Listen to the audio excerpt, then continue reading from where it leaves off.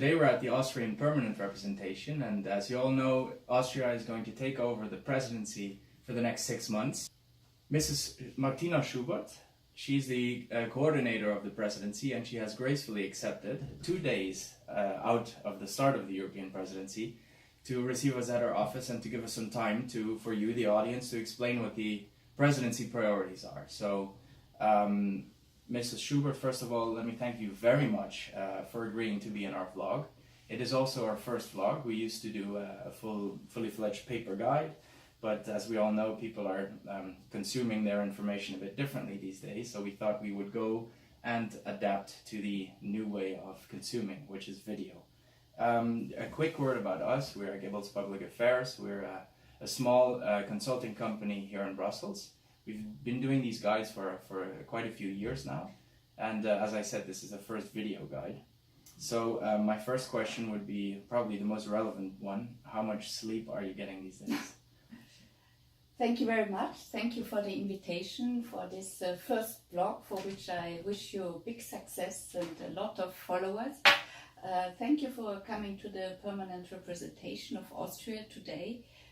In fact, 2 days before we start the EU presidency of the Council of the European Union. It's a big responsibility, a big challenge, and of course a lot of work ahead of us. So yes, it's true, we are all enormously under enormous workload, and I wouldn't say let's say stress, because this is our job, but of course there's a lot of responsibility on our shoulders, and but our colleagues have prepared this presidency now already more than, I could say, 2 years. We started 2 years ago with the preparation, so you can imagine we are ready to start, and yes, we are eager even to see how it will go. I'm always very fascinated when I'm in the presence of a true diplomat. This answer was great. So for the first question, I think everybody who's watching this video is probably going to be very interested in what the presidency is going to do for the next 6 months. So if I may ask you for a general outline of the priorities of your presidency between now and December. Thank you very much. Yes, indeed, our presidency falls into a time of big challenges. We have a lot of topics on our table that of course Europe as a whole has to deal with, and this is not only inside Europe but also outside Europe. So of course we want to advance as much as possible in all these big files, dossiers, and our presidency will be very intensive in let's say meeting hopefully those expectations that the people have in us.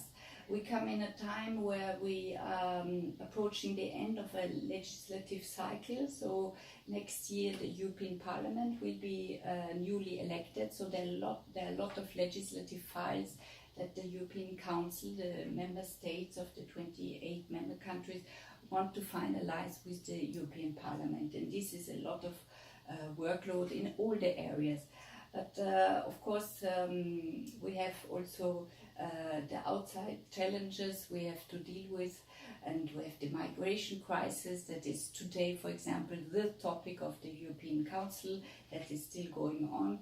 So with these, let's say, different subjects on our table, we want to advance and to make Europe stronger, to make the House of Europe more robust again, and to have a common voice, because this is finally what counts, that Europe sticks together, that 28 member countries have a common understanding in a lot of areas. Thank you. Thank you very much for that macro overview of what's to come. We also have, of course, some specific audiences. One of them is the business community. And so here I have written down some questions more specifically, and of course it is up to you and to what extent you can answer these. We all know that some things are still not really decided or are a bit too sensitive, so feel free to answer as far as you can. The first question would be the digital single market. It's been quite important on our radar, if not the most important issue. To what extent is that going to continue in the next 6 months? Thank you very much for this question. It is one of our pillar, I would say, or priorities from our presidency. So maybe just to be very short, which are those three main pillars of our presidency program? One is security and migration. This is what I just mentioned and which is also already today on the table of the European Council. The second big issue is competitiveness and competitiveness, making Europe stronger, and this of course via through digitalization. So this is one of our priorities, to protect our national budgets, for example, from harmful tax competition. We will try to advance also there in the interest of the European citizen. The dossiers, we see the world is moving very fast ahead, and we have a chance also there in the digitalization, but we have to do it really, let's say, correctly, and that is how we want to proceed. Thank you very much. It's our experience as well that the digital single market is really crucial. Things are moving very fast, not only in Europe, but also at a global level. And for us, it's really important to get our businesses, and especially the small ones, to keep up with the pace, make it easier for them to trade across borders and make use of all the technologies that we have. Thank you. The second question is basically, it's a very broad one. Where does the Austrian presidency stand on SMEs? In other words, how important are SMEs in the program, and are you specifically focusing on that type of subject? Thank you very much also for that question. Of course, Austria as a middle-sized country has always have a strong interest in SMEs. It's very important for an economy in Europe in general. So I think the support to SMEs is undoubtedly there from everywhere. It's a very complex issue. There are a lot of institutions involved also in that particular file. So we will try as presidency to play our role as honest broker to advance this in the interest of the SMEs as much as possible during our presidency. Of course, it's in the negotiation, also in the institutional, so I cannot predict what will come out by this discussion, in these discussions, but you can be assured our interest is there to support the SMEs. That's always good to hear. More specifically regarding these SMEs, of course, this current commission that is almost finished has introduced, it hasn't introduced a better regulation agenda, but it has been a very big topic. Fewer legislative files, more focus on what's important, without asking you to give a value judgment of how it's been done. How important is the better regulation agenda in your 6 months? Well, we want, of course, to finish the work with the Commission, so we feel, of course, this interest from the Commission side to bring as many dossiers to an end, as I have said before.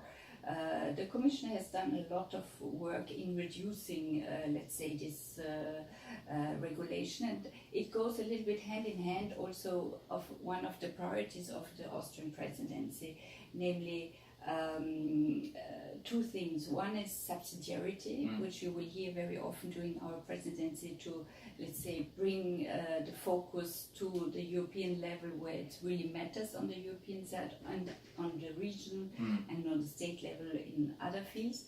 So subsidiarity is an issue, but also for the future of Europe. Where does Europe go? We want to focus Europe on the, let's say, big, difficult topics where they need, where there is a need for a response on European level, and then Europe should a bit, let's say, refrain from interfering every part and everywhere. So really a focus. That's what the Commission has brought up as a scenario 4 of the future of Europe, where it's possible to go. This will be on our agenda, of course, linked to Brexit, because once one member state is leaving Europe, which is very sad, which we would have not to happen, we of course have to continue to think, where does Europe go, where's the future of Europe, and there are 5 scenarios on the table, and let's see where we go, but this goes a little bit into this direction. So you would agree with the European Commission when they once said at the beginning of their term, we go big on big things and small on small things. It goes into this direction. If they have said that, we also share that the focus of the European Union should really be on difficult subjects that can be dealt only on European level, like for example the protection of our external border. This is an issue of big actually priority now, and here we see there has to be let's say common understanding between the member states. And perhaps a few harmonizing measures that are needed for the single market to be effective. Absolutely, the single market is the key bone, I would say, from the European Union. All the business, of course, works and underlines the importance of the free movement of people, of goods. This is something, of course, one of the big successes of Europe, and we will continue to support that. Agreed. For sure. Great, thank you. Thank you. We also have a lot of interest in aviation policy. A lot of files are moving there, and it's quite difficult. Airlines, airports. From the passenger side, we get a lot of interest. So one of the questions is about the passenger rights regulation, which is very important, of course. It's a review. It's not like there isn't one now, but there is a revision. And the question is, because it's stuck in the European Council for quite some time regarding the issue around Gibraltar. We all know that this might change with Brexit, and nobody knows what's going to happen. But how likely do you think it is that the file, for instance, on passenger rights 261, that might start moving again? Thank you very much also for this question and the interest in the aviation sector. Of course, it's a very big, let's say, interest and has a big repercussion on our business in general, on all member states. So we will, as presidency, try to advance as much as possible in this dossier, which is linked to, of course, as you mentioned, to the Brexit issue, specifically with the specific position of Gibraltar. So I cannot say how far we will get in this dossier. Of course, our full interest as presidency is to also there get, if possible, successes. But let's see how far we can go. Clear. Thank you very much. Thank you.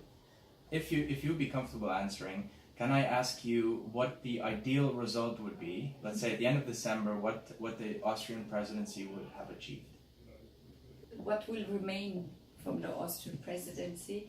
Well, we hope, first of all, a very good memory of the presidency. We will put all our work and heart into this next 6 months. And from the content, we hope that with all our works in all the areas, we can make a positive contribution to make Europe, I would say, stronger again, more robust, to make the House of Europe again attractive. We see in the polls that there are, of course, some, let's say, critical voices. So we have to think of our House of Europe, how to make it really, yes, robust, strong, attractive, so that the citizens feel comfortable where they are. And that's also why we have chosen this motto, Europe that protects. This is the motto from our presidency.